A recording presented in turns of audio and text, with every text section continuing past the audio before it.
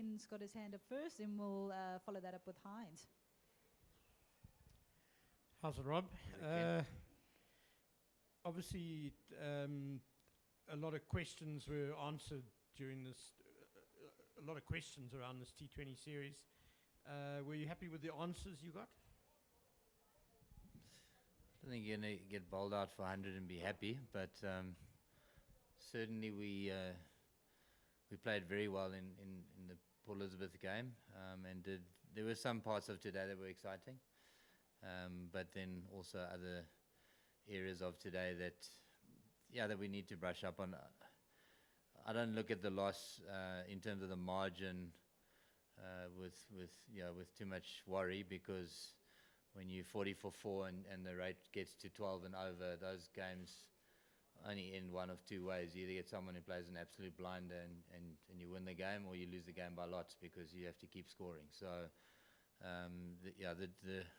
the difference or the deficit of the loss is not the worrying part. I guess how we sort of responded to the conditions in front of us, we could have done that better. But in the same breath, our first 2 wickets is a chop on and a run out.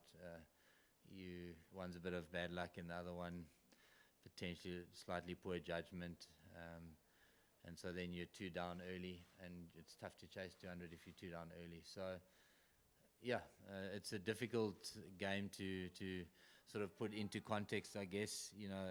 Kuldeep did bowl well, but he bowled well to our tail on a wicket that was pretty tough from a bounce point of view, and he wrapped the tail up, which you'd expect a good wrist spinner to do in those types of conditions.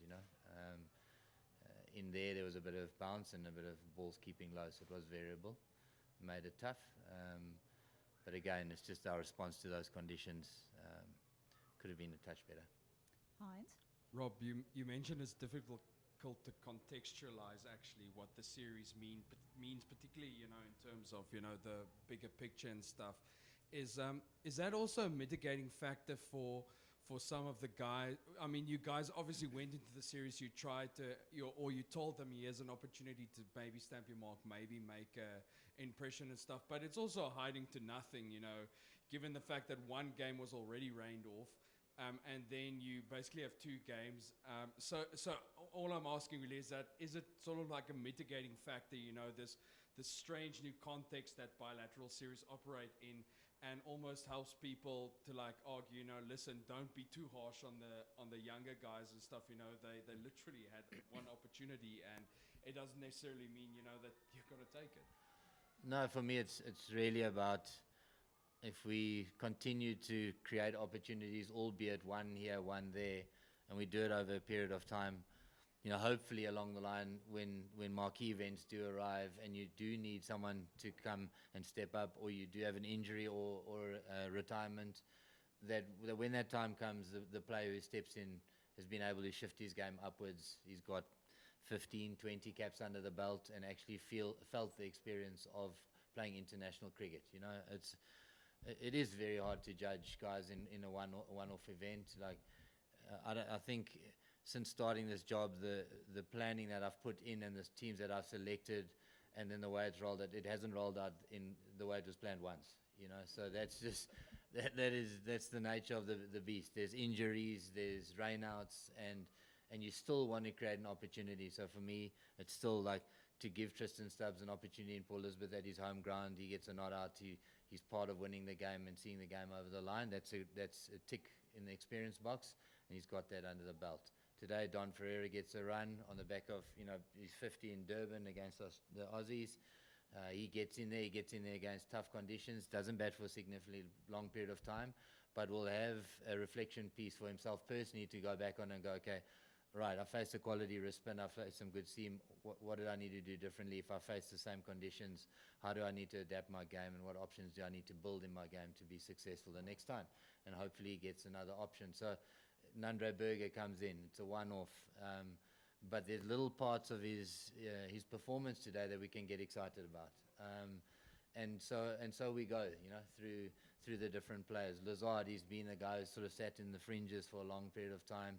But then he gets now 2 games in a row. And again, there's parts of his game that we can sit and look and get excited about. So if we can just keep doing that and keep using the odd series here and there. We don't have a lot of cricket now. Hopefully these guys will then go back and play a lot in SA20 and a lot in either IPLs or domestic competitions, and will continue to gain experience and continue to build their bank up, so that when they are called upon, there isn't a big difference between our first lineup and the guys who come in to replace them. That's the ultimate goal.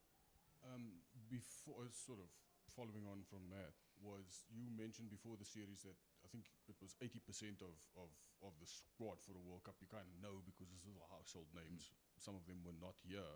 The 20% then that's left of that, what areas are those 20%? Is that 20% that you're looking to fill by using the SA20 and all the other leagues? And did you know, find a couple of answers out here for that 20%? Yeah, let's use that percentage loosely, but no.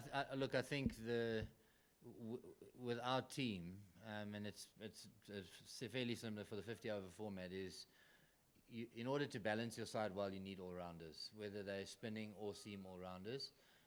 You need to have those in your side. So the ultimate is if you pick your 5 best bowlers, that 2 of them are batting. Like that would be the ultimate, because then you get to balance your team in whichever way you want to. So you can play 2 spinners, a third in an Aiden Markram, who I see now as a real spin option, not just a part-time spin option. So you then you can have 4 seam and 3 spin options in an ideal world, as opposed to 3 and 3. So then whatever the conditions throw at you, you've got your bases covered. So we're not there yet, and it doesn't take rocket science to realize that. So we want to continue to build. So moving into the 50 over format, Vian Mulder, Mtlali Mpungwana, those are seam bowling all rounders that are getting an opportunity, so we can have a look and see, okay, what have we got to be able to balance the side? And you've got some spinning all rounders out there, so we want to just continue to build and have a look in the different spaces, so that somewhere along the line we finally edge ourselves to a position where our balance is spot on. Yeah, Rob, from Indian point of view, there were 2 outstanding performances from the 2 Yadav, Suryakumar Yadav as well as Kuldeep Yadav. Which one do you think had a lethal impact on the game? Both were lethal. But to be honest, I thought the quality of batsmanship from Suryakumar was outstanding. Obviously, Jaiswal batted beautifully as well, but I think if you look at the game and the 100 that was scored, and the way in which it was scored, the batsmanship was, specifically in the T20 space, was outstanding. I don't feel that he put a foot wrong, to be honest. We bowled some really good deliveries, some really good wide Yorkers that he scored boundaries off. We hit some really nice hard length areas that he picked up for 6. So there's a reason he's number 1 T20 batsman in the world, and I think we got a bit of a show today. So as much as it's disappointing to be on the losing end, it was quite enjoyable to watch the batsmanship. Rob, you spoke about the all-rounders and the balancer. Someone like George Linder, how far is he away? Has his knee injury played a part in him possibly not being closer? But how far is he away from making a comeback? No, George is definitely in the T20 conversation. As I said, you kind of have to decide when you're picking squads and teams who you're going to give the opportunity just for that short series that you've got. I've been in conversation with George just in this last week. The SA20 will be a very important tournament for our domestic players and for a guy like George. I feel for George. I also feel for Bjorn Fortuin. He played the last series and he's done well consistently. It's just, again, for me, like Kesh, I wanted Kesh in this series on the back of the way that he bowled at the World Cup, and also to have a look in the T20 space. For me personally, what does Kesh look like in T20? And then he bowled, particularly well today. So we're answering some and not others, but in truth, it's a good position to be in. Like with guys playing well, I keep on saying it, if there's good players that are missing out, it means your system's doing well. And we want the quality of the guys missing out to get better and better, because that'll mean that our starting 11 and our 15 squad will be getting better and better.